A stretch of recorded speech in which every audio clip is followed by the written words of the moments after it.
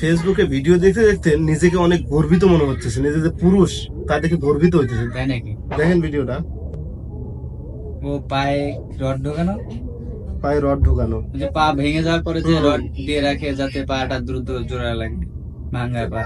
ভাঙ্গা পা নিয়ে কিন্তু কাজ করতেছে। এখানে আবার দেখেন এক রশির উপরে এভাবে ঝুলে পড়ে গেলে তো জীবন শেষ। কিছু করার নেই, পুরুষের নাম পুরুষ।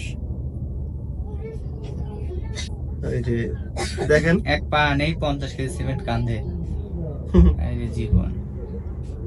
দেখেন তার আগ্রহটা দেখছেন। আর ওটা মানে ওদের সাথে সমানে নিচ্ছে, পা নাই বলে যে এক বস্তা কম নিবে, বাঁচতে যাবে। এনে দেখেন এটা হচ্ছে কি ট্রাক থেকে ইট নামাইতেছে। নামাচ্ছে।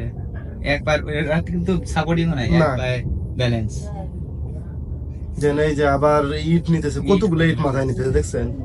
এখন সব থেকে খারাপ লাগছে যে ভাইয়ের যে পাটা, পায়ে রড ঢুকানো। হুম ঠিক আছে, পুরুষ ভাই, পুরুষ এবি না, পুরুষ বাবা, ভাই, গার্জিয়ান। গার্জিয়ান হিসেবে কে আছে? বড় হয়ে আছে। গার্জিয়ান হিসেবে কে আছে? বাবা আছে।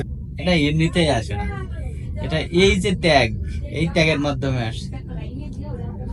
কারণ রাস্তাঘাটে চলতে গেলে দেখবেন ভাই, অনেকেই আছে সুস্থ সবল, ভিক্ষা করতেছে।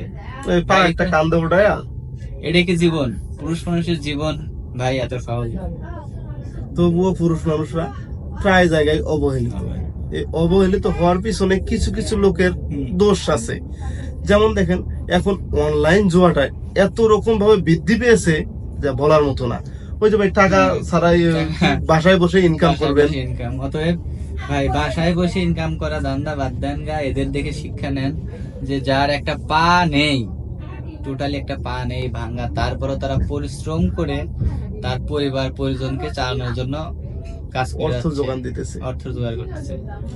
তো এই পরিশ্রমের মূল্য আমাদের দিতে হবে। অবশ্যই দিতে হবে। দেখেন এই যে বাবা কত কষ্ট করে আমাদের জন্য উপার্জন করতেছে, সেই বাবার মূল্য অনেকেই আমরা দেই না। বাবা বলেন, ভাই বলেন, গার্জিয়ান বলেন, আমরা তো আপনাকে টাকা হাওয়ায় আসতেছি। ঠিক আছে, তো এ বিষয়ে আপনাদের মতামত জানাবেন। আসলে পুরুষ মানুষ হিসেবে জন্মগ্রহণ করতে কিছু কিছু জায়গায় গর্বিত মনে হয়, কিছু কিছু জায়গায় আসলে লজ্জিতও মনে হয়। তো সবাই ভালোটাই গ্রহণ করবেন, খারাপটা বর্জন করবেন, আমাদের পাশেই থাকবেন। ওই যে কথা একটাই, মুখ খুললে সত্য বলবেন, না হয় চুপ থাকবেন। চাটাচাটির দিন শেষ, সীমাহীন মতামতের বাংলাদেশ। আজকে পর্যন্তই, সবাই ভালো থাকবেন, সুস্থ থাকবেন। আল্লাহ হাফেজ।